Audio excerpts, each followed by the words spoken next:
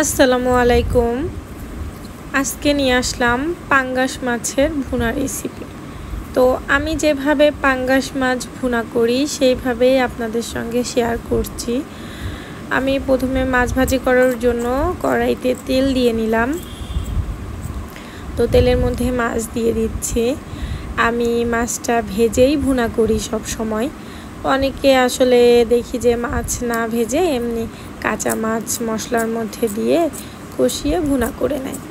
তো আমি আসলে কখনো ওইভাবে মাছ ভুনা করি নাই, কাঁচা মাছ। তো আমি সবসময় ভেজেই করি। আমার কাছে মনে হয় যে মাছ ভেজে করলেই বেশি ভালো লাগে। তো এই জন্য আমি একটু উল্টিয়ে পাল্টিয়ে ভালো করে তেলের মধ্যে দিয়ে ভেজে নিচ্ছিলাম মাছটা। আমি একটু লাল লাল করেই মাছ ভেজে নিব, কারণ আমার কাছে মনে হয় যে কোনো মাছ একটু লাল লাল করে ভেজে নিলেই বেশি ভালো হয়।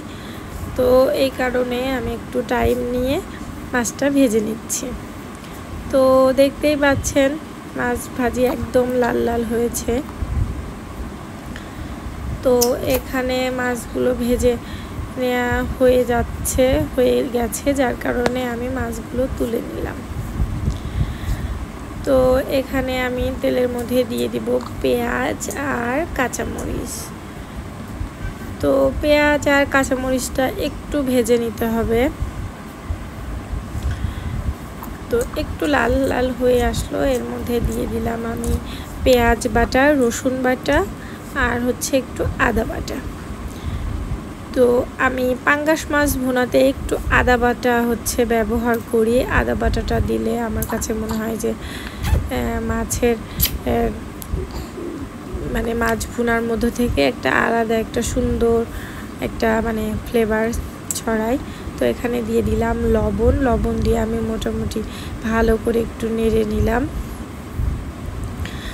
তো তারপরে আমি শুকনা উপকরণগুলো দিয়ে নিচ্ছিলাম। এখানে ছিল মরিচ গুঁড়া, আর ছিল হলুদ গুঁড়া, আর জিরা গুঁড়া। এটাই পর্যায়ক্রমে দিয়ে নিচ্ছিলাম আর একটু একটু করে নেড়ে নিচ্ছিলাম যেন নিচে থেকে মশলাটা লেগে না যায়।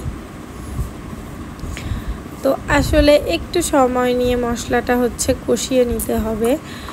আমার মনে হয় মশলা কষানো বেশি ভালো হলে টেস্টটা ভালো আসে। তো এখানে মশলা কষানোর পরে আমি এর মধ্যে মাছগুলো দিয়ে একটু ভালো করে কষিয়ে নিচ্ছিলাম।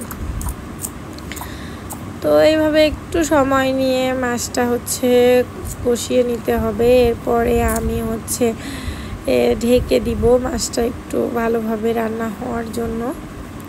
এই তো মোটামুটি কষানো আমার হয়েই গেল। উপরে যখন দেখবেন যে মশলার উপরে যখন তেলটা ভেসে আসে, তখন মোটামুটি কিন্তু যে কোনো জিনিসই রান্নাটা হয়ে যায়, কষানোটা হয়ে যায়। তো তারপরে আমি একটু ঝোলের পানি দিয়ে দিলাম, দেন দুটো কাঁচামরিচও দিয়ে দিলাম। কাঁচামরিচটা দিলে আমার কাছে ভালো লাগে, আস্ত কাঁচামরিচ, এটা কিন্তু কোনো ঝালের জন্য না। তো এই যে হয়ে গেছে ফাইনালি, দেখতেই পাচ্ছেন। তো আপনারা কিন্তু আমার রেসিপিটা ফলো করে বাসায় ট্রাই করবেন। তো সবাই ভালো থাকবেন, দোয়া রাখবেন।